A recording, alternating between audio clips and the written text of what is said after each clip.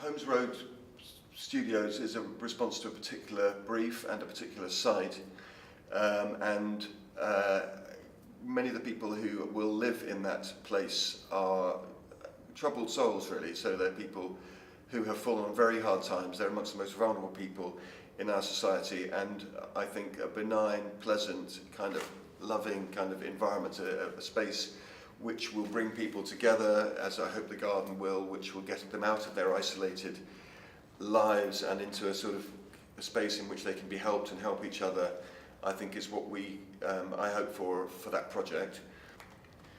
I suppose I'm fascinated by the relationship between people and architecture, and it's a sort of interesting, complicated, reciprocal relationship. We make our buildings, don't we, and we make our cities, but then they sort of come back and impact on us and constrain and limit, but also liberate us.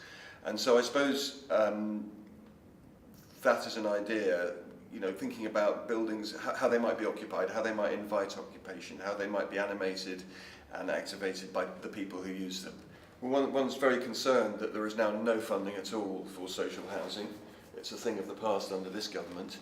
It's made worse by the fact that that Right to Buy is depleting the social housing stock. So far from things just being static, we're now reducing the amount of social housing in a city where there is an increasing need, and that is you know, quite self-evidently a mistake. 70% of all the buildings in a city like London are houses or housing, and so when we make housing at any scale in the city, we're actually making pieces of city. So for me, the street and the public space which surrounds a building, was created by a building, is really vital, and in a sort of the hierarchy of ideas is I suppose the first thing to be addressed when approaching a site.